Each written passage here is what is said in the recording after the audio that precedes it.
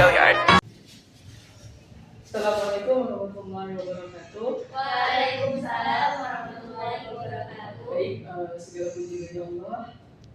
Pertama-tama mari kita panjatkan puji dan puji syukur atas kehadirat Allah Subhanahu wa taala. Karena berkat dari izin rahmatnya kita bisa berkumpul di kelas ini dengan kurang lebih dari apapun. Nah, baik, teman-teman, hari ini saya akan membahas tentang materi itu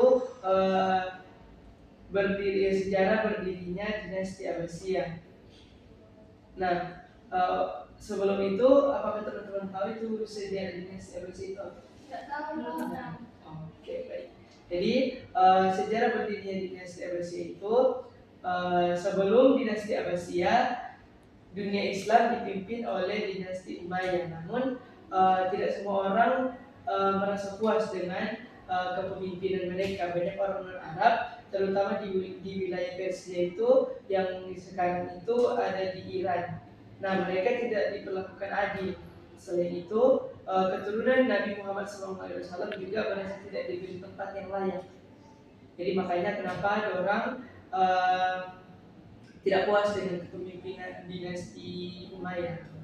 Nah, lalu muncul pergerakan rahasia dari kelompok Bani Abbasiyah, keturunan para paman Nabi yaitu Abbas bin Abdul Muthalib. Mereka membentuk kekuatan di timur, terutama di Khurasan, dan mengangkat seorang pemimpin bernama Abu Muslim al-Khurasani.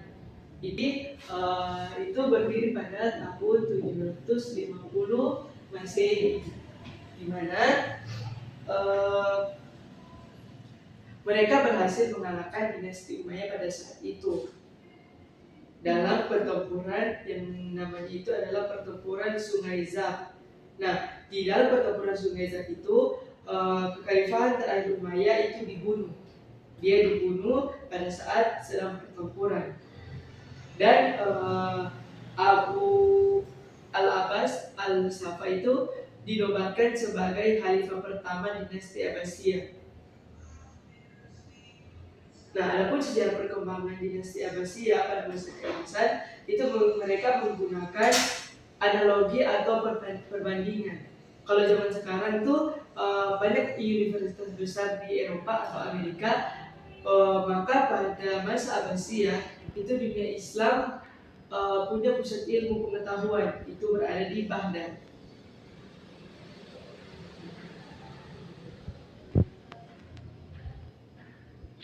Nah,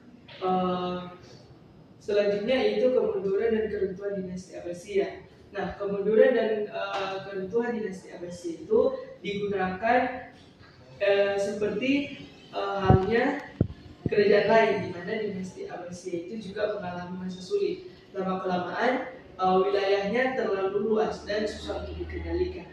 Jadi banyak wilayah mulai memisahkan diri dan membentuk kerajaan kecil sendiri karena terlalu begitu luasnya wilayah. Nah, adapun faktor-faktor keruntuhan yang terjadi pada masa dinasti Abbasiyah, yang pertama itu kekuasaan khalifah melemah, lebih banyak dikuasai oleh wazir atau penguasa lokal. Dan kedua yaitu banyak propaganda dan konflik internal. Dan yang ketiga ada invasi dari luar, terutama serangan bangsa Mongol. Puncaknya itu terjadi pada tahun 1258 Masehi. Itu terjadinya puncak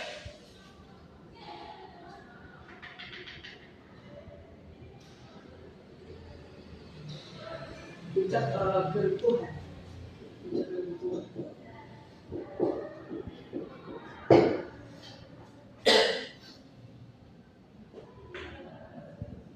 Nah, ketika pasukan Mongol ini memimpin oleh Hulagu Khan, ia menyerbu Baghdad, kota dihancurkan dan lalu ribuan orang dibunuh.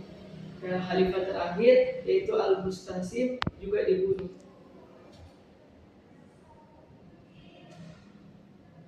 Nah, jadi teman-teman, dinasti Abbasiyah itu mengajarkan kita bahwa ilmu, keadilan dan keterbukaan itu bisa membawa kejayaan, tapi juga kepemimpinan lemah dan terjadi perpecahan, maka kehancuran bisa terjadi. Kita bisa belajar banyak dari sejarah ini, termasuk pentingnya persatuan dan ilmu pengetahuan. Baik, mungkin hanya itu saja penjelasan singkat tentang materi kita pada siang hari ini terkait tentang sejarah perkembangan serta keruntuhan dari dinasti Abbasiyah. Cukup sekian, saya ucapkan terima kasih kepada teman-teman yang sudah hadir pada siang hari ini. Kita sebelum kita belajar dari tempat ini, mari kita sama-sama melafazkan hamdan.